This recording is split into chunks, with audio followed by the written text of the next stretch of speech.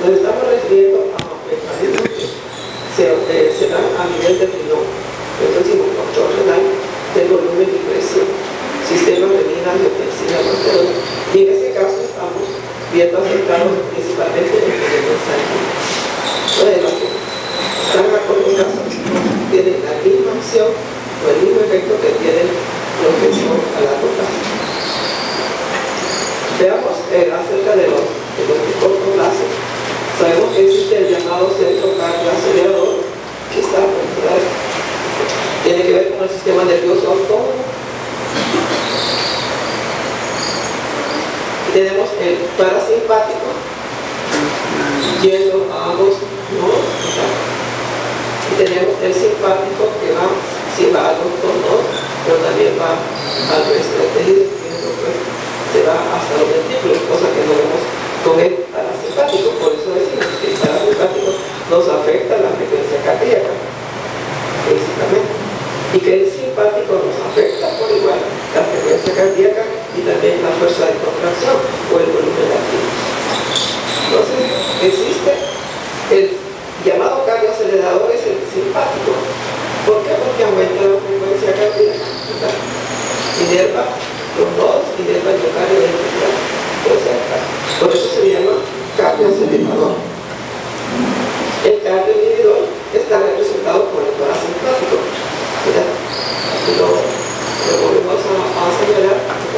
Y sabemos que se le llama así porque no disminuye la frecuencia cardíaca. De tal manera que entonces ya podemos hablar del nervio vasoreceptor. Sabemos que existen neuronas vasoreceptoras que funcionan como sensores en el mantenimiento de la presión arterial, monitoreando la presión a nivel dos sitios principalmente, en dos solos únicos. Vemos que están ubicados acá, en el seno carotidio y aquí en el arco de la aorta. Es decir, ven ustedes aquí con la bifurcación de la carótida. Está el seno carotidio y luego en el arco óptico encontramos otros vasoreceptores. Vean ustedes, aquí nosotros estamos registrando la descarga de potenciales que se producen a partir de las señales sonidadas en el seno carotidio. Para el caso, cuando tenemos una presión arterial normal, son neuronas afluentes, se empiezan a descargar. Esta sería la descarga normal de esas neuronas. Pero cuando aumenta la presión arterial, aumenta la descarga de esas neuronas, que parten de esos dos sitios, del seno carotidio y también del arco de la aorta. Y cuando baja la presión, disminuye la frecuencia de descarga. Aquí nos dice que tanto el seno carotidio como lo que llamamos seno aórtico no funcionan de la misma manera. O sea, tienen diferentes grados de sensibilidad. Eso es lo que nos dice esta gráfica. Vean ustedes, aquí están los valores medios de presión arterial y la frecuencia de descarga de esas neuronas. Entonces, ¿qué es lo que vemos? Vean ustedes la gráfica de descarga del seno carotidio y la frecuencia de descarga a nivel de la aorta. Entonces, las neuronas del seno carotidio nos registran cambios por arriba y por debajo de la presión media. Aquí sería más o menos la presión media. Este llega hasta aquí. Pero el seno óptico está por arriba. No se descarga o no responde a cambios de baja de la presión arterial, solo para la elevación de la presión arterial. Eso es lo que dice acá. En cambio, las neuronas del seno óptico se descargan arriba de los valores locales de la presión arterial media, o sea, reaccionan a esas elevaciones. De tal manera que lo que se dice es que estos receptores ópticos ayudan a reforzar la activación carotidia cuando la presión arterial se eleva.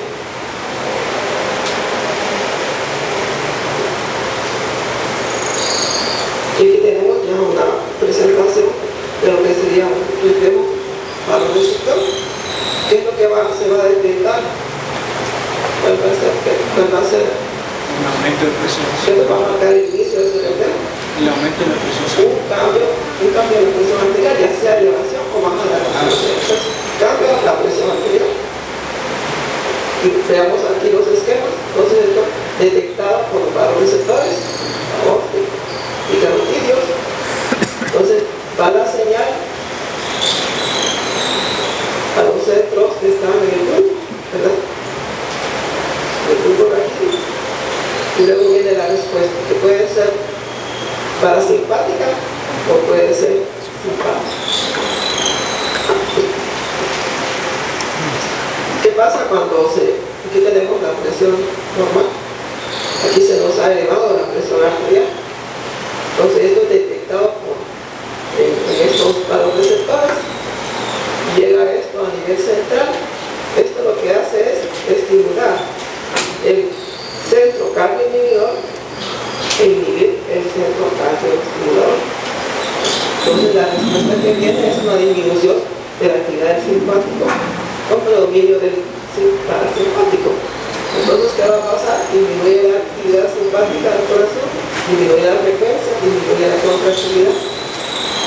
También inhibe el centro vasomotor. Cuando habla del centro vasomotor, se refiere ya directamente a la inhibición de parte del simpático de las arteriolas, de los vasos sanguíneos, particularmente de las arteriolas. Entonces disminuye estos impulsos del simpático, lo que amplía el diámetro del vaso. Por lo tanto, disminuye el gasto cardíaco, disminuye la frecuencia cardíaca, disminuye la resistencia vascular periférica y por lo tanto se tiende a volver a la presión normal. Claro, ¿qué pasa cuando es al revés? Aquí partimos de que baja la presión arterial. Ustedes mismos pueden deducir la respuesta.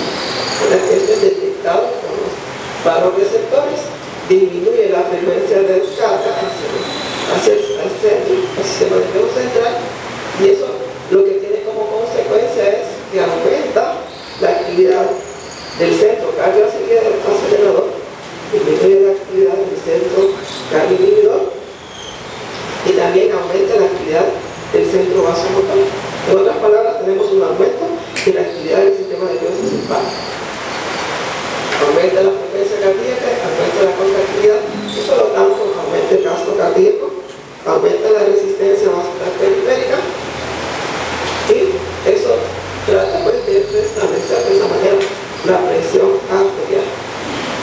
Así es como funciona el reflejo Barnes. Bueno, tenemos el caso de los diuxinos, ¿verdad?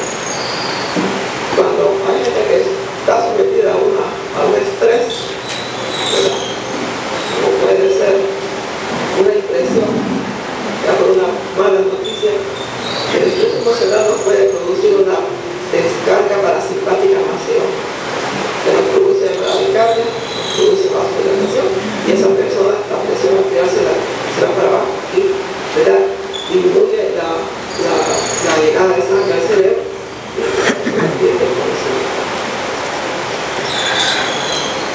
Luego hablemos un poco sobre el reflejo quimioreceptor.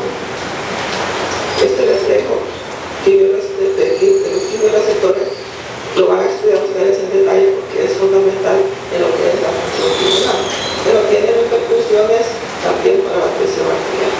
Entonces aquí podemos ubicar que existen también los llamados cuerpos carotídeos, ya no son senos, sino que son cuerpos aórticos y cuerpos carotídeos que contienen quimioreceptores sensibles a las concentraciones de oxígeno, CO2, al pH, es decir, a la concentración de hidrógeno. Entonces, aquí estarían los quimioreceptores.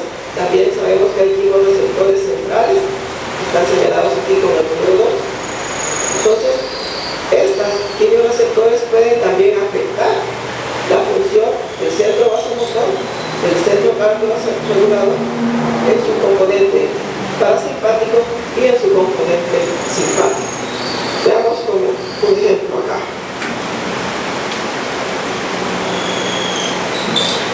Partiendo de que hay una homeostasis senosa alterada, hay disminución de la concentración de oxígeno del pH, o hay elevación de niveles de CO2. Entonces se estimulan estos quimioreceptores. Entonces, por un lado va a haber una respuesta a nivel respiratorio, pero también una respuesta a nivel cardiovascular.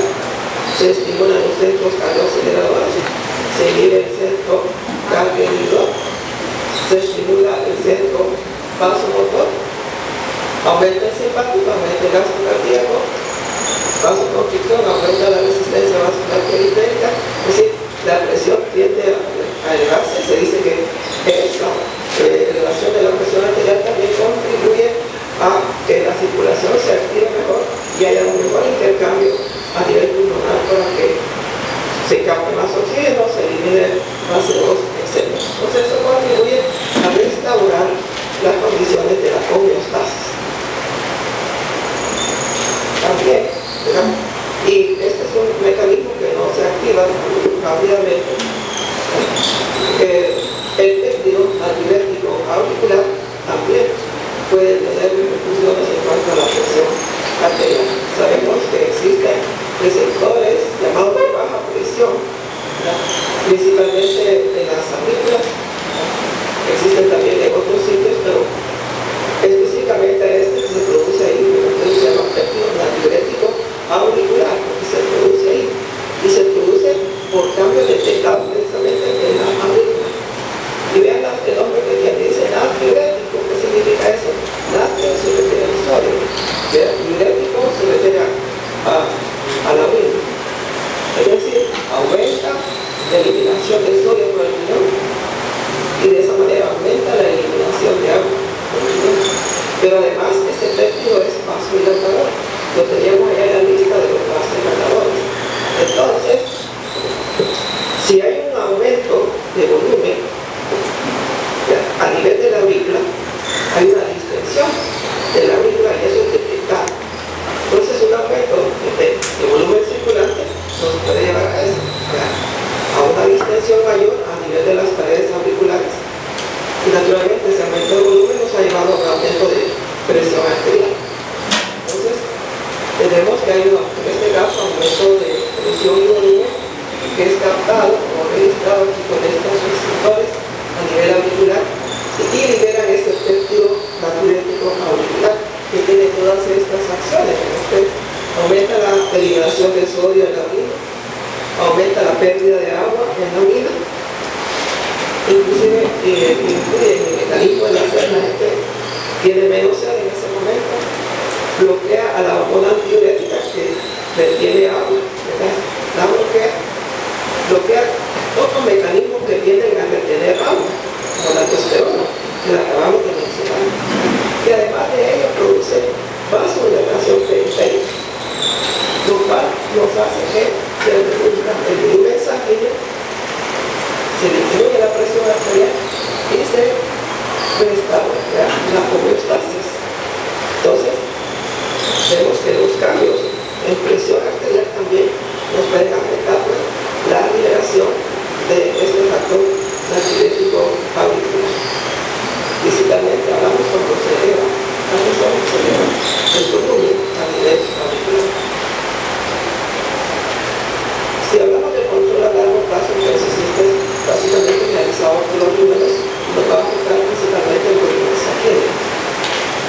Y en esto tenemos que mencionar, porque también lo van a estudiar más en detalle, en la fisiología renal, tenemos que hablar de ello ahora. ¿Por qué? Porque cuando disminuye la presión arterial, ¿verdad?, se estimula este sistema renal angiotensina-aldosterona.